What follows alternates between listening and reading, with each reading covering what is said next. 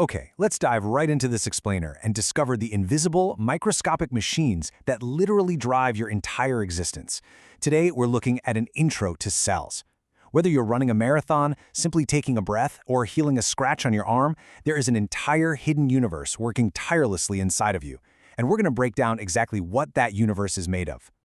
Here's our roadmap for today. First, we'll look at the basic unit of life, then spotting the invisible. After that, we'll cover the cell theory, and finally, we'll wrap up with common cellular features. Let's get right into it. Section 1. The basic unit of life, exploring the microscopic foundation of everything living. So let's set the foundation here. A cell is the absolute smallest unit of life that is capable of carrying out all essential life processes. Whether it's just a single rogue bacterium out in the wild, or one of the literally trillions of cells making up your own body, the cell is the absolute basic unit of structure and function. You simply cannot have life without it. You know, for anything to be considered alive, it has to do a few specific things. It needs energy to power its activities. It has to be able to respond to its environment. It grows based on specific instructions coded right into its DNA, and it reproduces. And finally, it maintains homeostasis. If you're unfamiliar, that is basically an organism's constant, highly energy-intensive battle against entropy to keep its internal conditions perfectly stable. Every single time you heal a scraped knee or naturally regulate your body temperature, well, that's your cellular machinery hard at work. Moving on to Section 2. Spotting the invisible. How microscopes revealed a hidden world. Obviously, we can't see these things with the naked eye. So think of these early scientists kind of like detectives passing a baton across generations.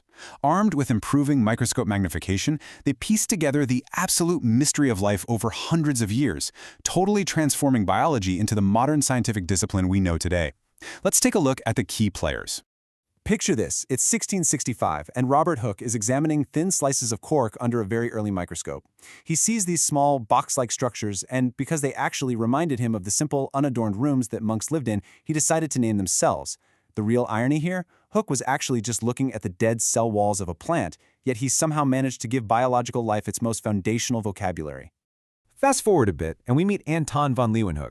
By really improving those microscope lenses to achieve much higher magnification and resolution, Leeuwenhoek became the very first person to actually spot living microscopic organisms, including bacteria and protists. He was just so amazed by these moving, living things that he delightfully called them animalias. His observations were a total game changer, proving that life thrives at a microscopic level and effectively establishing the entire field of microbiology. So as microscope technology continues to improve, two scientists, Matthias Schleiden and Theodor Schwann, make some massive breakthroughs. Working in their totally separate fields, Schleiden concluded that all plants are made of cells, while Schwann figured out that all animals are made of cells. By bringing their research together, they brilliantly unified the study of plants and animals under one single, powerful concept. Everything living, no matter what it is built from cells. And finally, Rudolf Virchow completes the puzzle. See, for a really long time, people actually believed in spontaneous generation, this idea that life could just magically appear from non-living matter. But Virchow studied how cells reproduce and proposed that all cells actually come from pre-existing cells. He showed that they actively divide to form new ones, meaning every single cell in your body right now is the result of an unbroken chain of cellular division stretching all the way back to the dawn of life. Pretty wild, right? Section 3. The cell theory. The biological constitution, unifying all life. So all of this history synthesizes into the cell theory, which really rests on three fundamental pillars.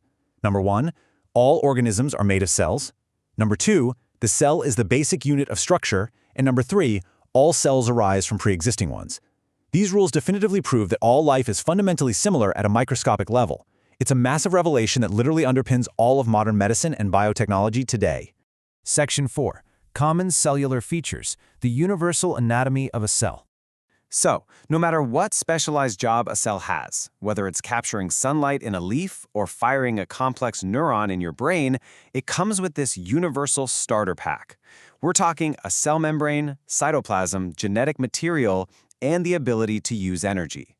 First up is the cell membrane, and honestly, it is far from just a simple wall. It is a highly sophisticated, selectively permeable gatekeeper. It strictly separates the internal machinery from the chaotic external world, tightly regulating exactly what enters and exits so the cell can maintain that vital homeostasis we talked about earlier. Right inside that boundary, The cytoplasm provides the fluid medium where all these complex chemical reactions fire off. Meanwhile, the DNA serves as the ultimate biological source code. It directs protein synthesis and controls all cellular activities. Without this ancient microscopic code, the cells simply wouldn't have a clue how to build or maintain itself. So, I want to leave you with this final thought to ponder. If absolutely every single living thing on Earth starts from this exact same invisible blueprint, a membrane, some fluid, and a set of genetic instructions, how do these simple basics collaborate and specialize to build the incredible, truly endless complexity of life all around us? From giant redwood trees to blue whales to you and me, the whole shebang starts right here with the cell.